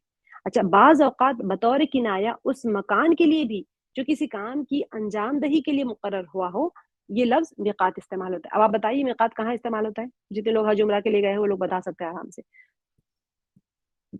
سب کو پتا ہے۔ مثلاً حج کی جو میقات ہوتے ہیں، مواقع جو ہوتے ہیں، جو خاص مقامات کے نام ہیں جہاں سے حاجی احرام باندھتے ہیں، سب کو پتا ہے کہ میقات جو ہے وہ، اب آپ کو سمجھ آیا میقات کیوں کہتے ہیں اس کو؟ کیونکہ وہ ایک خاص مقرر جگہ ہے جہاں پر ایک کام کو معین کیا گیا ہے، وہاں پر یہ کام سر انجام کرنا ہے، وہ جگہ کو آپ نے فکس کر دیا، اسی لیے اس کو میقات کہتے ہیں۔ اس کا روٹ ورڈ واو قاف تا ہے، وقت۔ تو یہ واو قاف تا دو چیزوں کے لیے استعمال ہوتا ہے، ایک تو وقت کے لیے اور ایک کنایتن یا مجازن اس کو جگہ کے لیے بھی استعمال کیا جاتا ہے۔ اب میرا خیال میں سب آپ لوگ اچھے سے سمجھ گئے ہوں گے کہ میقات، ارے ہم میقات پہ جا کے احرام باندھتے تھے تو یہ میقات ہے کیا چیز۔ اس کے جواب میں نبی علیہ الصلوۃ والسلام کو حکم ہوتا ہے، یعنی جو ان کا سوال تھا نا آباؤنا الاولون، تو نبی علیہ السلام کو فرما دیا جا رہا ہے کہ قل، آپ کہہ دیجئے، ان الاولین والآخرین، کہ آپ کہہ دیجئے نہ صرف تم بلکہ تمہارے آبا و اجداد، بلکہ تمام اولین اور آخرین جتنے بھی سب تھے، سب کے سب معین دن کے وعدے گاہ میں یعنی قیامت کے دن جمع ہوں گے۔ دن بھی مقرر ہے، معین ہے، اور جگہ بھی مقرر ہے۔ لمجموعون جو ہے نا یہاں پر یوم کی توصیف معلوم ہونے کے معنوں میں، یعنی اس وقت کا جو وصف ہے، وہ دن جو ہے نا اس کی ایک کوالٹی ہے، اس کو بتانے کے لیے یہاں پر مجموعون استعمال کیا، لمجموعون۔ تو اس آیت سے اچھی طرح معلوم ہوتا ہے کہ تمام لوگوں کا قبروں سے نکل کر مبعوث ہونا، یعنی ابھی ہم نے کیا کیا تھا پیچھے، بعث کا کیا، مبعوثون کا کیا میں نے کیا تھا کہ قبروں سے اٹھا کے تیزی سے وہ یعنی محشر میں جمع نکالنے کے، چلانے کے معنی میں آتا ہے، ٹھیک ہے۔ تو یہاں پر ان کا مبعوث ہونا ایک ہی دن انجام پائے گا، اور یہی معنی قرآن پاک کی دوسری آیتوں میں بھی آئے ہیں۔ بعض نے کہا تھا کہ الگ الگ قوموں کو الگ الگ دن اٹھائے جائیں گے، وہ ان کے جواب میں کہا جا رہا ہے کہ اس سے ہمیں پتہ چل جاتا ہے لمجموعون سے ایک ہی دن جمع کیجیے گے، اکٹھے آدم علیہ السلام سے لے کے نبی علیہ السلام کی آخری امتی تک سب ایک ہی دن ہوگا، ایک ہی جگہ ہوگا، محشر بھی ایک ہی ہوگا، وقت بھی ایک ہی ہوگا، سب ایک ساتھ ہوں گے، سب کے حساب کتاب۔ تو اللہ تعالیٰ ان کے جواب میں جب وہ کہہ رہے ہیں کہ ہمیں اٹھائیں گے، کیسے اٹھائیں گے، تو جواب میں یہ فرمایا جا رہا ہے ثم انکم ایھا الضالون المکذبون۔ یہاں پر اللہ سبحانہ تعالیٰ فرما رہے ہیں کہ پھر بے شک تم اے گمراہ ہو، جھٹلانے والے۔ اللہ تعالیٰ ہمیں ان دونوں میں شمار ہونے سے ہماری محافظت فرمائے، کہ اللہ تعالیٰ کہہ رہے ہیں کہ اے گمراہو، اے جھٹلانے والو۔ پیچھے اللہ تعالیٰ جب مومنین کا ذکر کرتے ہیں تو اتنے پیارے انداز میں ذکر کرتے ہیں، ان کی تعریف میں بیان کرتے ہیں کہ وہ سجدہ کرنے والے ہیں، سحر کے وقت میں اٹھ کے نمازیں پڑھنے والے ہیں، روزے رکھنے والے ہیں، اتنی نیکیوں کے کاموں میں وہ سبقت کرنے والے ہیں، وہ سارا کچھ کہتے ہیں۔ لیکن یہاں پر جو گمراہ شمال ہوں گے نا، اصحاب شمال، ان کے لیے فرما رہے اے گمراہو، وہ جھٹلانے والو، تو یعنی پھر اے گمراہو اور جھٹلانے والو انکم، پھر بے شک تم، یہ اننا جب آ جاتا ہے نا تو بے شک تم، اس میں کوئی شک کی گنجائش اللہ تعالیٰ ختم کر دے کہ تم اصل گمراہ ہو اور گمراہ اور جھٹلانے والے ہیں۔ تو کیوں کہا گیا دولالہ؟ اس کی اصل روٹ ورڈ ہے ضاد لام لام۔ اب دلال جو ہوتا ہے نا، سیدھی راہ سے ہٹ جانے کے معنی میں، اور یہ ہدایت کے اپوزٹ ہوتا ہے، ہدایت کے بالمقابل استعمال ہوتا ہے۔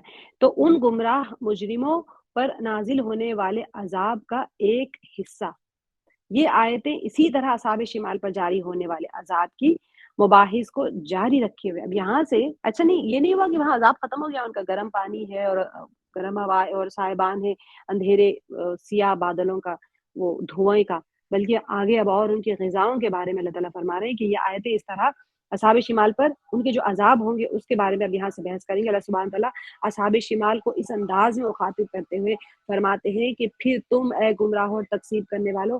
پچھلی آیتوں میں کیا ہوا تھا؟ اصحاب شمال کی دوزخ میں بسر ہونے والی جو زندگی تھی اس کے بارے میں گفتگو ہوئی تھی، یہاں پر اب ان کی غذا کے بارے میں آ رہا ہے۔ کہ سوچے جو ان لوگوں کو جب کسی کو خطاب کیا جاتا ہے، جنتیوں کے لیے کیا خطاب ہے کہ ان کے لیے اللہ تعالیٰ بھی سلام بھیجیں گے، فرشتے بھی سلام بھیجیں گے، وہ ایک دوسرے کے اوپر سلام بھیجیں گے، لیکن یہاں پر ان کا خطاب ہی ایسا ہو رہا ہے گمراہوں اور جھٹلانے والوں، کیونکہ جب دنیا میں تھے وہ لوگ تو اللہ کی ذات کو جھٹلاتے تھے۔ آیت نمبر 52 میں ہے لَآكِلُونَ مِن شَجَرٍ مِّن زَقُّومٍ، البتہ کھانے والے ہو آکلون من سے شجرن ایک درخت من زقوم، زقوم کے درخت سے، یعنی تم شجر زقوم کی غذا کھانے والے ہو۔ اب یہاں سے اکلو جو ہے الف کاف لام جو ہے یہ اکلو کے معنی کھانا یا کھانا تناول کرنے کے ہیں، کوئی کھانے کے لیے آتا ہے اصل میں، لیکن مجازن پھر کیا ہونے لگا، ہر چیز جو کھائی جاتی ہے اس کے لیے استعمال کیا جانے لگا۔ آگے یہ شجرہ ہے، شجرہ تو آپ سب کو پتا بھی ہے، شین جیم اور را، یہ الشجرو درخت، یعنی وہ نبات جو جس کا تنا ہوتا ہے، بیلیوں کو نہیں کہتے ہم، درخت کو کہتے ہیں شجر۔ اور زقوم جو ہوتا ہے، زقوم ایک ایسی بدبودار گھاس ہے جس کا مزہ تلخ ہے، دوسری صورتوں میں سورہ صافات میں بھی آئے گا، سورہ دخان میں بھی آئے گا، ہم جب کریں گے تو اس کی زیادہ ڈیٹیل اس میں اللہ تعالیٰ خود سمجھا رہے ہیں زقوم کے بارے میں، بلکہ سورہ نبا میں بھی ہے اس کے بارے میں۔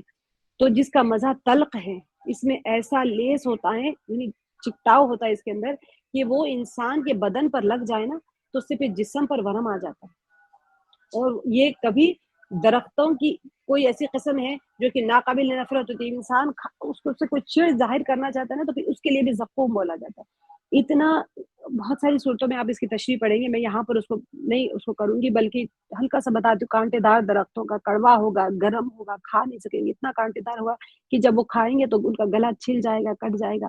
وہ اس کے اوپر بھی کہتے تھے کہ زقوم جو ہوتا تھا، اونٹ صحراؤں میں وہ کانٹے دار درخت کھاتے تھے، تو وہ کہتے تھے کہ اونٹ جب کھا کے سیراب ہو سکتا ہے، موٹا تازہ ہو سکتا ہے، تو ہم بھی کھا لیں گے۔ ان کو ہر چیز میں آپ سوچیں اتنا بڑا عذاب کا اللہ تعالیٰ جب تذکرہ کر رہے ہیں تو اس پہ بھی وہ لوگ کہتے تھے کہ جب اونٹ کی غذا ہوتی ہے تو ہم بھی کھا لیں گے۔ تو اللہ تعالیٰ اس کے لیے فرما رہے ہیں کہ وہ نہ پیٹ بھرنے والا ہوگا، نہ تمہیں موٹا کرنے والا ہوگا، بلکہ وہ تو ایک کانٹے دار درخت ہوگا جو گرم ہوگا، کڑوا ہوگا اور بہت سخت کانٹے دار ہوگا۔ جب تم کھاؤ گے تو اس سے تمہارا حلق چھل جائے گا، اور جب پیٹ میں جائے گی تو پیٹ کو چیر کے رکھ دے گا۔ اتنا سخت ترین عذاب پہلے ہی بتا دیا گیا ہے۔ تو ہم سب کو اس سے نجات اور اس سے بچنے کے لیے اللہ تعالیٰ سے دعا، کیونکہ آج ہم دنیا میں ہمارے پاس بہت وقت ہے دعاؤں کے لیے، ہر وقت جو دعاؤں کی قبولیت کے اوقات ہوتے ہیں، جب بھی آپ سورہ واقعہ پڑھیں، روزانہ جب بھی آپ پڑھیں، ان آیتوں پہ رک کے اللہ تعالیٰ سے دعا کریں کہ یا اللہ ہمیں ان عذابوں سے محفوظ رکھے۔ روزانہ جب مانگتے رہیں گے فرشتے آمین کہہ دیں گے، ہم اس سے بچ جائیں گے۔ سب کے لیے دعا مانگا کریں اس کے حق میں۔ اللہ تعالیٰ آگے فرما رہے ہیں کہ فَمَالِئُونَ مِنْهَا الْبُطُونَ، پھر بھرنے والے ہو اس سے پیٹوں کو، اسی سے تم پیٹ بھرو گے۔ یہ جو ان کو بتایا جا رہا تھا نا کہ بھوک کی شدت کیسی ہوگی ان کے، اور پیٹ کی کوئی زقوم سے پیٹ بھر سکتا ہے، لیکن ان کی مجبوری ایسی ہوگی کہ اصل میں یہاں دیکھ لیتے ہیں کہ با تو نون جو ہے نا بطن، اصل میں البطن اصل میں پیٹ کو کہتے ہیں، پیٹ کے معنی اس کی جمع بطون آتی ہے، اور میم لام حمزہ جو آ رہا ہے نا یہاں پر، کسی چیز کی اتنی مقدار جس سے کوئی برتن بھر جائے، یعنی بھر بھر کے کھاؤ گے تم لوگ، جو اللہ تعالیٰ فرما رہے ہیں نا کہ انسان اپنے پیٹوں کو اس کانٹے دار درخت سے بھرے گا، حالانکہ وہ جب گزرے گا حلق سے اور جب پیٹ میں جائے گا تو اس کی اتنی بری حالت ہو جائے گی، لیکن اس کو ایسی بھوک لگے گی نا کہ بہت تیز ان کو بھوک لگے گی، اتنی تیز کہ وہ اس ناگوار غذا کو کھا لیں گے تو انہیں پیاس لگے گی۔ کھانے کے بعد میں انسان کانٹا کب کھاتا ہے بتائیں آپ؟ کوئی انسان کو لا کے رکھو تو بھوکا رہ جائے گا، لیکن کوئی خراب غذا نہیں کھائے گا۔ لیکن ان کو ایسی سخت بھوک، جو بھی وہ بھوک بھی ایک عذاب ہے، پیاس بھی ایک عذاب ہے ان کو۔ جیسے اللہ تعالیٰ نے جنتیوں کے بارے میں فرمایا ہے کہ وہاں پر جب جنتیوں کو کھائیں گے بھوک محسوس نہیں ہوگی، خوشی سے کھائیں گے، ان کو بھوک ہی نہیں ہوگی، وہاں بھوک ختم ہو جائے گی۔ بھوک اور پیاس جو ہے یہ ساری دنیا کی ضرورتیں ہیں۔ جب بھی آپ کو بھوک محسوس ہو تو دعا کریں کہ اللہ جہنم میں عذاب ہی بھوک کا ہوگا، کو بھوک محسوس ہوگی، جہنم میں پیاس کا عذاب ہوگا، سخت سزا ہے وہ پیاس کی، کہ ان کو اتنی پیاس لگے گی کہ آگے کیا آپ دیکھیں گی کہ وہ گرم پانی، کھولتا ہوا پانی بھی پی لیں گے۔ جیسے آگے آپ پتہ چلے گا کہ اللہ تعالیٰ محفوظ رکھے ہم سب کو ان تمام عذابوں سے۔ تو اب آگے یہ کھا تو لیا ان لوگوں نے، کہا پھر وہ بھرنے والے ہوں گے اپنے پیٹوں کو کس چیز سے؟ زقوم سے۔ آگے اللہ تعالیٰ فرما رہے ہیں فَشَارِبُونَ عَلَيْهِ مِنَ الْحَمِيمِ، پھر پینے والے ہیں علیہ اس پر، یعنی اب کھانے کے بعد میں ان کو پیاس لگے گی، کیونکہ پیاس کا بھی ان کو عذاب دیا جائے گا، اتنی شدت کی ان کو پیاس لگے گی، کس چیز سے بھریں گے پانی اپنا؟ وہ بھریں گے اپنے کھولتے ہوئے پانی سے، وہ اس چیز کی طرف جائیں گے، جا کے اس کو، کیونکہ عذاب میں ہے نا مبتلا، پیاس کے عذاب ہے، اب ان کو پیے بغیر ان کو راحت ہی نہیں ملے گا، وہ دیکھیں گے نہیں کہ گرم پانی ہے یا کیا ہے، تو ناگوار غذا کے بعد میں جلانے والا پانی پیو گے، حد سے زیادہ گرم اور جلانے والے پانی کو اللہ تعالیٰ نے اس کے جو معنی ہے نا، حمیم، کھولتا ہوا پانی جب ہم کہتے ہیں بوائلنگ واٹر، جب بھی آپ چائے بنائیں، جب بھی آپ چاول پکائیں، جب بھی آپ کوئی گرم پانی کو استعمال کریں، دعا کریں اللہ تعالیٰ اس کھولتے ہوئے پانی سے ہماری حفاظت فرمائے، جہنم میں یہ کھولتا ہوا پانی ان کی غذا بنے گی جہنمیوں کی، اور ان کو جب بھی آپ پانی پئیں دعا کریں یا اللہ پانی کا جو جہنمیوں کا جو عذاب ہے، اللہ ہماری محافظت فرمائے جہنم کے عذاب سے، جس میں پیاس کی بیماری ہوگی، ان کو عذاب ہوگا اس کا۔ ہم پانی پیتے ہیں دنیا میں، ہماری پیاس بجھ جاتی ہے، ان لوگوں کی پیاس بجھے گی ہی نہیں وہاں پہ، کیونکہ وہ عذاب دائمی ہوتا ہے وہاں پر۔ حام میم میم حمیم ہم نے پیچھے بھی کر لیا ہے، سخت گرم پانی کے ہیں۔ حمیم جلانے والا بھی ہے اور سختی کے اندر بھی، اس کے اندر شریبہ شین را با پینے کے لیے استعمال ہوتا ہے کوئی چیز کو۔ اچھا آگے جو ہے یہاں پر اللہ تعالیٰ ان کی پینے کی کیفیت بھی بیان پر، فشاربون شرب الحیم، یہ تھا حیم، یہ سوری حمیم تھا، یہ کھولتا ہوا پانی، ٹھیک ہے، اس کو ہا پڑھنا ہے، گلے کا جو اول جگہ ہوتا ہے، یہ ہیم ہے، یہ جو اقصی حلق ہوتا ہے، بالکل سینے کے پاس سے اس کی آواز نکلتی ہے ہا، بالکل اندر سے، یہ ہا حروف کے حلق کے شروع کے حصے سے، ہا عین اور ہا یہاں سے ادا کیا جاتا ہے، ہیم کہتے ہیں پیاسے اونٹ کی طرح۔ اللہ تعالیٰ ہم سب کی محافظت فرمائے۔ یہ جو ان کا جو حریصانہ انداز ہے نا، اس میں پئیں گے، کیوں اللہ تعالیٰ فرما رہے ہیں کہ پھر پینے والے ہو پینا پیاسے اونٹ کی طرح۔ یہ پیاسا اونٹ کیوں کہا گیا ہے؟ جس طرح وہ اونٹ جو پیاس کی بیماری میں مبتلا ہوتا ہے، وہ اونٹ کو ایک بیماری ہو جاتی ہے، ان لوگوں کو پتا تھا، اللہ تعالیٰ نے پیاسے اونٹ کی مثال کیوں دی؟ کیونکہ وہ باہر رہنے والے، ان لوگوں کو پتا تھا کہ پیاسا اونٹ کو کیا سزا، بیماری اس کو ہو جاتی ہے پیاس کی، تو وہ کیا کرتے ہیں جب وہ بیماری میں مبتلا ہو جاتے ہیں تو اتنا پانی پیتا ہے وہ پہلے تو وہ بہت پیاس محسوس کرتا ہے، بار بار پانی پیتا ہے یہاں تک کہ وہ ہلاک ہو جاتا ہے۔ تو اللہ سبحانہ و تعالیٰ یہاں پر پیاسے اونٹ کی بیماری کو یہاں پر تشبیہ دے کے فرما رہے ہیں، اور کیونکہ وہ اونٹ ہلاک ہو گیا، اس کا عذاب ختم ہو گیا، اس کی بیماری ختم ہو گئی، لیکن جہنمیوں کے لیے موت نہیں ہوگی، جنتیوں کے اور جہنمیوں کے درمیان میں موت کو ایک دمبے کی شکل دے کے ذبح کر دیا جائے گا، نہ جہنمیوں کو موت آئے گی نہ جنتیوں کو موت آئے گی، وہ جہنم میں ہی رہیں گے اور جنتی جنت میں ہی رہیں گے۔ الہیم جو ہے ایسی پیاس کی بیماری جو اونٹ کو لاحق ہوتی ہے، اسی وجہ سے یہاں پر تفسیر میں تشریح یہاں آیت بیان کیا گیا۔ بعض مفسرین نے ہیم کو ایسی زمین جو ریگزار کے معنی میں دیا ہے، زمین جو ہوتی ہے ریگستان کی طرح، ریگزار جو زمین ہوتی ہے وہ اس کے معنی میں، جس میں کہ اگر پانی اس کے اوپر جتنا بھی ڈالا جائے نا تو اس کے اندر جذب ہو جاتا ہے، گویا کہ وہ کبھی سیراب نہیں ہوتی۔ ابزاربنٹ پانی زمین کے اوپر ایک ہوتا ہے، سخت پانی ڈالو تو بہہ جاتا ہے، لیکن جب ریگستان والی جو مٹی ہوتی ہے اسے آپ کتنا بھی پانی ڈالو پھر وہ ابزارب کرتی رہتی ہے، ایسے جیسے کہ وہ سیراب ہی نہیں ہوتی ہے۔ تو اللہ تعالیٰ آگے فرما رہے ہذا نزلهم یوم الدین، یہ ہے مہمانی ان کی۔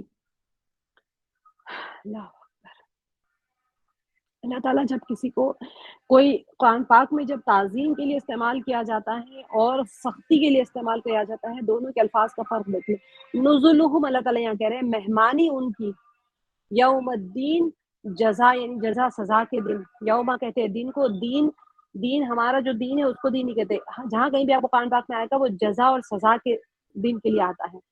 تو یہ ہے بائیں ہاتھ، یعنی یہ بائیں والوں کی ضیافت کا سامان روز جزا میں۔ ضیافت مہمانی جو ہوتی ہے، نون زا لام، یہ ہے نزل، اصل میں اس کے معنی بلند جگہ سے نیچے اترنے کے ہیں، ٹھیک ہے، لیکن نزل اس وسیلے اور ذریعے کے معنوں میں ہے جس میں مہمان عزیز جو ہوتا ہے اس کو ویلکم اور استقبال ہم کرتے ہیں نا، اس کے معنوں میں آ جاتا ہے، اس کو جو بھی آپ وسیلے اور جس ذریعے سے آپ کیسے ویلکم کرتے ہیں کسی مہمان کو، جب آپ کے گھر میں آئے تو آپ پھول دیتے ہیں اور ایسی چیزوں سے، جو جنتیوں کا کیسے ہوگا مہمانی، ایک دسترخوان ہوگا وہ چلتا رہے گا، ہزاروں سال تک ان کی مہمانی ہوگی وہاں پر، اور قرآن پاک پڑھی جائے گی وہاں وہ سنیں گے، فرشتے پڑھیں گے قرآن، اور اللہ تعالیٰ کی طرف سے ان کو صرف دیدار ہوگا۔ وہ ایک کیفیت ہزاروں سال تک ان کی مہمانی چل رہی ہے وہاں پر، ہم اقسام پہ جو وہ چاہتے ہیں۔ یہاں پر نزول کے معنی ایک سخت ترین ان کو تنبیہ اور طعنے کی طرح ہے۔ بعض اوقات مہمان کے لیے سب سے پہلے لائے جانے والے کھانے اور مشروب پر بھی بولا جاتا ہے۔ نزول جو ہم کہتے ہیں، آپ کو دوسری آیتوں میں بھی ملے گا نزول کا۔ یہ بات بالکل واضح ہے کہ جو دوزخی ہے نہ تو مہمان ہے اور نہ زقوم اور حمیم جو گرم پانی ہے کوئی استقبال کا ذریعہ شمار ہوتا ہے۔ یہ ان پر ایک قسم کا طنز ہے تاکہ وہ اندازہ لگا لے کہ جب ان کا استقبال کا یہ عالم ہے تو پھر ان کے عذاب کی صورتحال کتنی عبرتناک ہوگی۔ یہ جو ان کا استقبال فرما رہے ہیں نا اللہ سبحانہ وتعالیٰ، یہ صرف استقبال ایسا ہے ان کا، اب ان کے عذاب تو ابھی شروع ہونے والے، تو اللہ سبحانہ وتعالیٰ نزول فرما رہے ہیں، کیونکہ عربز میں مہمان نوازی بہت اعلیٰ درجے کی ہوتی تھی، تو ان کو کہا جا رہا ہے کہ یہ تمہاری مہمانی ہے۔ کیا مہمانی ہے؟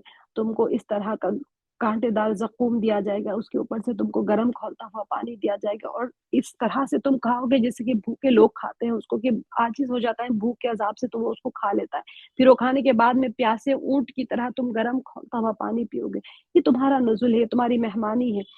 یہ اتنے سخت عذاب جو جس کا تذکرہ آیا ہے، اس کے روٹ جو وجوہات تھے ہم نے یہ آیتوں میں کر لیا تھا کہ آیت نمبر 46 45 46 47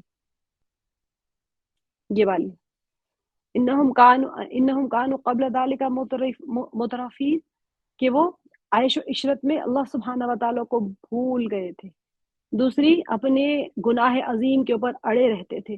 تیسرا، مر کے اٹھائے جانے کے اوپر وہ اس کو مانتے نہیں تھے۔ لَمَبْعُوثُونَ، اصحاب اللہ تعالیٰ جب بھی آپ وضو کریں دائیں ہاتھ کو جب آپ دھوئیں تو دعا کریں کہ اللہ ہمارے نام اعمال داہنے ہاتھ میں دے۔ جب بائیں ہاتھ کو دھوتے ہیں تو آپ سب بھی دعا کرتے ہوں گے، وہ کرنا بھی چاہیے کہ اللہ تعالیٰ ہمارے نام اعمال داہنے ہاتھ میں بائیں ہاتھ میں ملنے سے ہماری محافظت فرمائیے۔